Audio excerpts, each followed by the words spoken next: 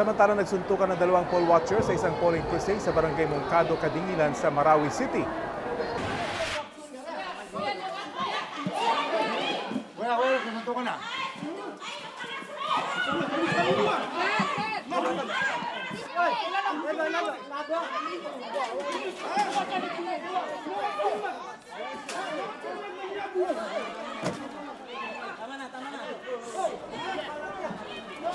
Nangyari po yan kaninang early voting pasado alas 5:30 ng umaga.